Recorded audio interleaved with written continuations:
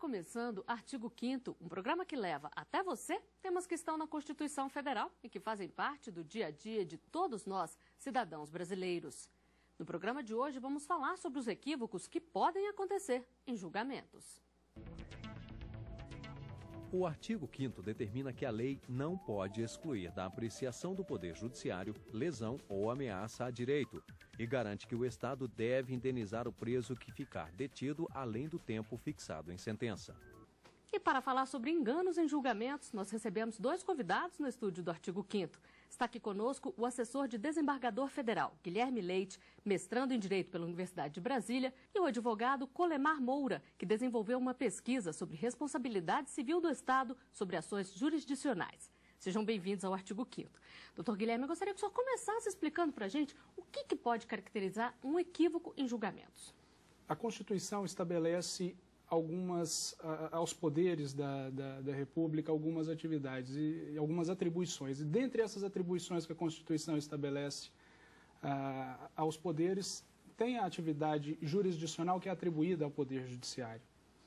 E a atividade jurisdicional, ela deve ser entendida mais ou menos como um serviço prestado pelo Estado. Não necessariamente todo erro, todo problema que dê no funcionamento ou na prestação da atividade jurisdicional é um erro judicial.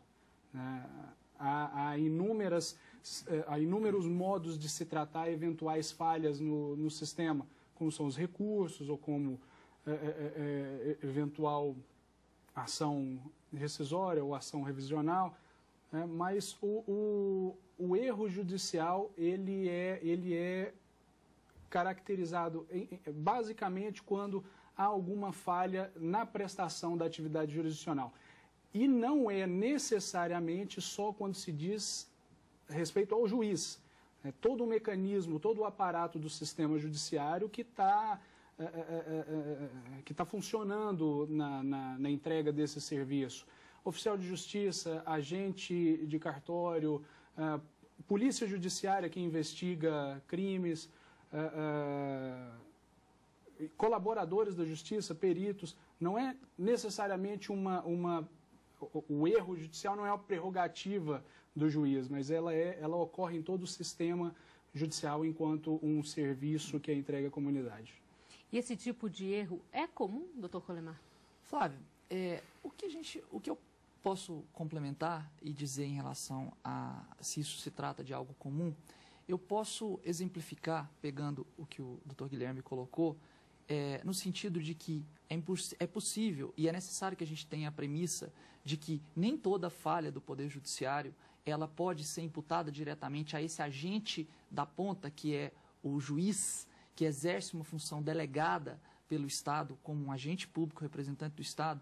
Então é importante que se diga que até que se chegue em um momento de uma lavratura de sentença, é importante entender que isso passa por várias etapas. E vários são os agentes que estão envolvidos naquilo, inclusive o próprio advogado, que eventualmente também pode contribuir para o erro, ou o próprio cliente do advogado, que eventualmente também pode agir de uma forma ou outra que levou a um erro no trabalho final, na prestação do serviço final. No entanto, eu posso citar casos que eu tenho como clássicos de equívocos que comumente acontecem na lavratura de determinadas decisões do Poder Judiciário.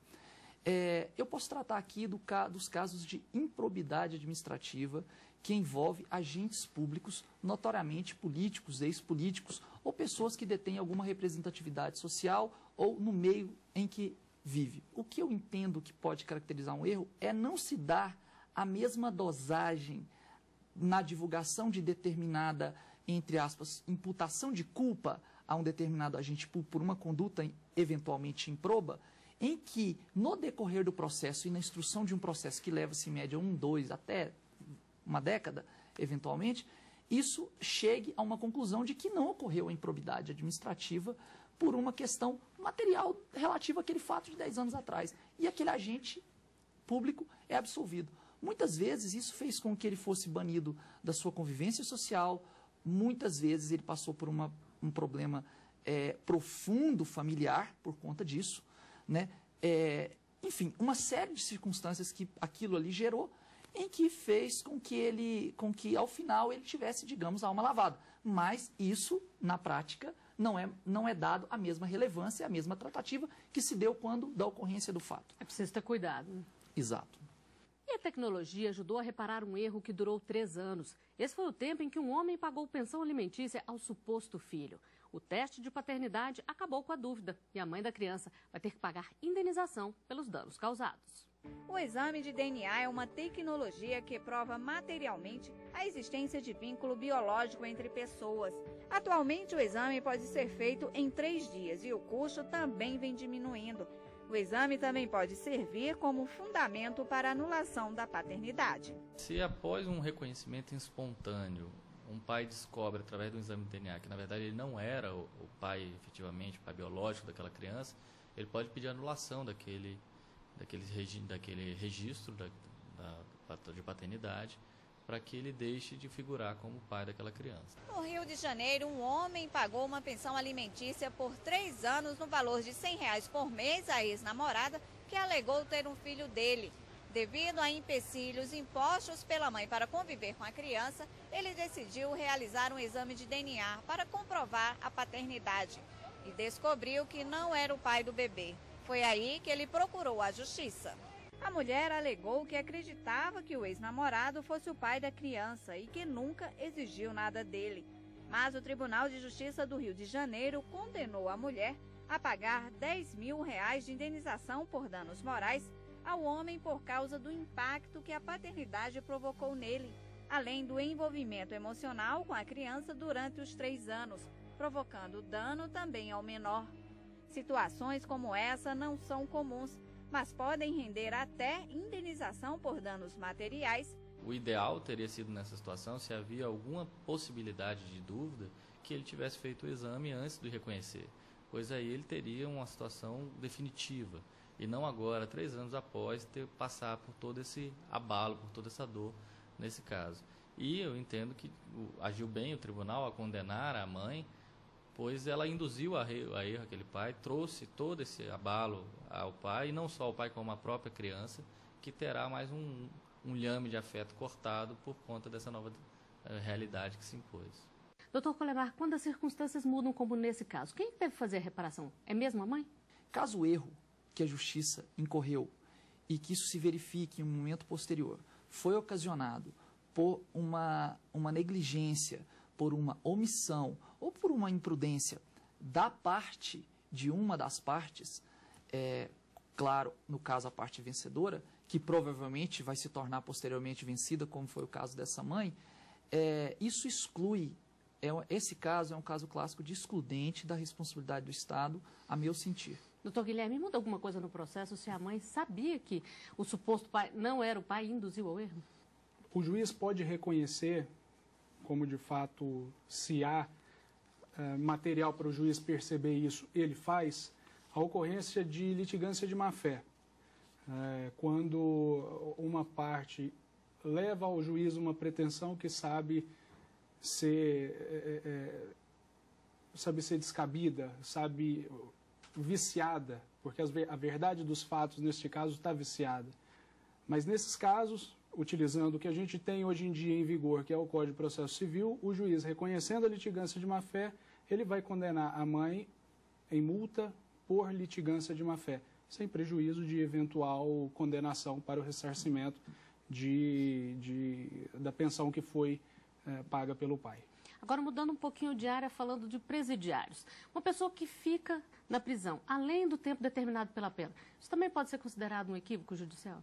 Isso também pode ser considerado um equívoco judiciário, Flávia. O artigo 5º da Constituição, no inciso 75, ele estabelece que o Estado deverá pagar a indenização, né, estabelece como uma garantia de todo cidadão a reparação por dano quando ocorre erro judiciário ou quando alguém fica preso, alguém condenado fica preso além do prazo que foi atribuído na condenação. Esse é um clássico exemplo de erro judiciário, principalmente considerando que a nossa máquina judiciária não é das melhores. O CNJ tem avançado bastante no intuito de melhorar a prestação da atividade jurisdicional, instaurou em 2009 uma comissão para a monitoração e fiscalização dos presídios, né, do sistema carcerário, e tem rotineiramente incluídos os juízes nessa discussão, a fim de melhorar a gestão dos cartórios, a fim de melhorar a gestão das penitenciárias e a fim de melhorar a atividade da vara de execução penal, que é um ponto muito importante para evitar esse tipo de erro judiciário. Doutor Colemar, em que áreas do direito mais acontecem equívocos? A área criminal, ela é uma área assim que ela sempre está em evidência esses equívocos, esses atrasos de eventuais cumprimento de pena, né? E isso colocar a pessoa em liberdade. Complementando o que o colega disse e com a permissão dele, nós podemos citar um caso recente aí que tem acontecido no estado do Maranhão. O Maranhão foi um exemplo clássico, que o mutirão tomado, né, feito pela justiça, pôde-se corrigir N injustiças de cumprimento de pena que estavam causando cenas e imagens que todo o país viu. Eu posso dar um exemplo clássico, um caso normal também, que a gente vê muito em um erro judiciário, que eu costumo também notar, em casos em gestores da área da saúde. É um caso muito interessante, Flávia, o que acontece. O gestor, ele é cobrado diariamente da área da saúde, seja municipal, principalmente no município, lá naqueles rincões do Brasil, onde o gestor é cobrado pelo fornecimento de medicamento para pessoas que têm dependência de medicamento de característica continuada, diabetes, pressão, essas coisas. E o gestor sofre aquelas ações na área, volto a dizer, na área do direito público, referente às ações civis públicas, por ato de improbidade, decorrente de eventuais dispensas de licitação para se comprar o medicamento em caráter emergencial. Então, ele sofre as demandas judiciais e lá na frente se constata que o objetivo dele maior era salvar vidas, né? Era o objetivo e o interesse social máximo que a função dele exige, que é proporcionar o salvamento de vidas pela continuidade do fornecimento do medicamento, em que a burocracia do poder público não permitiria que ele, muitas vezes, efetuasse o procedimento todo de licitação para a compra. Bom, nós vamos a um rápido intervalo no artigo 5º. Volta já.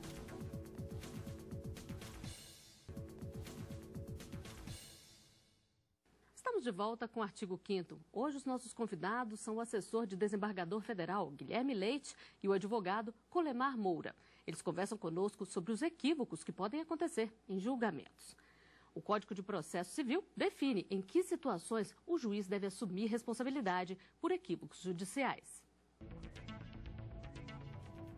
A lei delega ao juiz a responsabilidade por perdas e danos quando, no exercício da função, proceder com dolo ou fraude, recusar, omitir ou retardar, sem um motivo justo, providência que deva ordenar de ofício ou por requerimento da parte. Doutor Guilherme, que tipo de equívoco pode ser cometido por um juiz ao julgar um caso? Um juiz pode ser induzido a erro pelas partes. Um juiz pode trabalhar o processo com fundamento em provas falsas. O juiz pode trabalhar o processo criminal com base em uma investigação conduzida equivocadamente pela polícia. O juiz ele pode ordenar a prisão, determinar o encarceramento de um determinado sujeito que, na verdade, quando a polícia vai prender ou quando o oficial de justiça vai cumprir o mandado, são homônimos, né? São casos que colaboram para que haja equívoco, haja erro na prestação jurisdicional. E, lógico, não é exaustivo esse rol de exemplos, ele depende de várias circunstâncias, né? Doutor Colemar, doutor Guilherme falou aqui em induzir ao erro. O que pode acontecer com alguém que induz um juiz ao erro?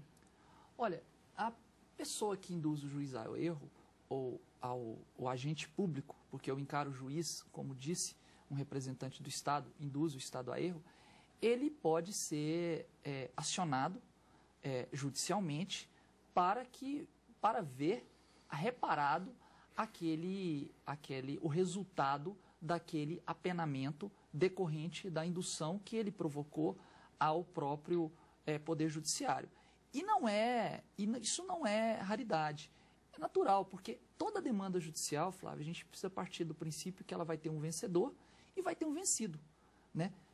E o vencido, ele tenta usar de todos os meios, né? Claro, por meio, sempre representado por meio de um advogado, para poder buscar a reversão daquela reparação. E muitas vezes, no afã de ver aquilo que ele acredita ter como direito lhe entregue aquela prestação judicial, ele lança meio de buscar as provas. Muitas vezes, eventualmente, se produz uma prova viciada, uma prova que, digamos, não tem validade ao mundo jurídico. E isso é muito difícil para o magistrado e até mesmo para os advogados que convivem e para o próprio magistrado, para o próprio Ministério Público, que são os operadores do direito pela Constituição, perceberem. E nesse caso, doutor Guilherme, como é que é definida a reparação do erro? O Estado é que é responsável? Considerando que se trata de uma espécie de prestação, de entrega de um serviço pelo Estado, a Constituição estabelece que o Estado deva ressarcir aqueles a quem ele provocou algum dano. E essa é uma menção expressa no artigo 37, parágrafo 6º da Constituição. Nesses casos, o Estado ele vai ser condenado, ou ele deve ser condenado, ao ressarcimento dos danos materiais que foram causados às partes. E tem também a possibilidade de condenação por dano moral, que decorre de alguma experiência negativa que o cidadão sente na sua dignidade, na sua liberdade, em bens muito caros, bens jurídicos muito caros a todo cidadão, a vida, a integridade física, a integridade moral. Esses são alguns critérios que o judiciário trabalha para condenar o Estado à reparação de danos. E qual é o papel, doutor Colemar, das corregedorias e do CNJ na fiscalização para evitar esse tipo de equívoco? Existem algumas correntes doutrinárias, Flávia, e eu pude perceber, estudando sobre o tema, me aprofundando, me preparando, que isso é dividido. Alguns doutrinadores entendem que é preciso que haja um processo disciplinar primeiro no âmbito da corregedoria, e principalmente primeiro na corregedoria antes do Conselho Nacional de Justiça, que tem um papel brilhante, tem evoluído muito no caráter didático e de passar uma mensagem positiva para a Justiça Nacional e até para os jurisdicionados. No entanto, a conclusão do processo disciplinar, ele deve preceder de uma eventual ação para a reparação de danos da parte que se sentiu lesada por eventual, que podemos chamar de erro judiciário. Já o CNJ, tiveram algumas decisões do Supremo indicando nesse sentido que o papel do CNJ ele é um papel suplementar após o trabalho feito na reclamação disciplinar dentro da corregedoria do estado em que ocorreu o fato, em que primeiro o CNJ espera que seja garantido o direito à ampla defesa e contraditório, não só do magistrado, mas enfim, das pessoas que estão envolvidas do ponto de vista do Estado e do Poder Judiciário em eventual ato que a parte entendeu danoso ou não. E o que deve ser feito quando o equívoco do judiciário acontece com a gente? A equipe do Artigo 5º foi às ruas conferir as opiniões. Entrar com recurso para que uma turma recursal pudesse analisar o caso de uma forma mais justa. Eu procuraria assistência jurídica e procuradoria, ouvidoria e a corregedoria do órgão, onde está sendo julgada essa causa. Inicialmente eu buscaria entender o porquê, que aconteceu esse erro e tentaria resolver de alguma forma com algum órgão competente e buscar resolver essa questão. Eu procuraria todas as formas legais de poder resolver esse problema.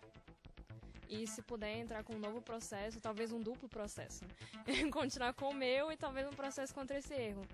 Doutor Guilherme, a gente viu várias opiniões aí, mas na prática, o que uma pessoa que é vítima de um equívoco deve fazer? A primeira coisa, procurar um advogado. Se se sente lesada, se experimentou algum dano material ou se tem alguma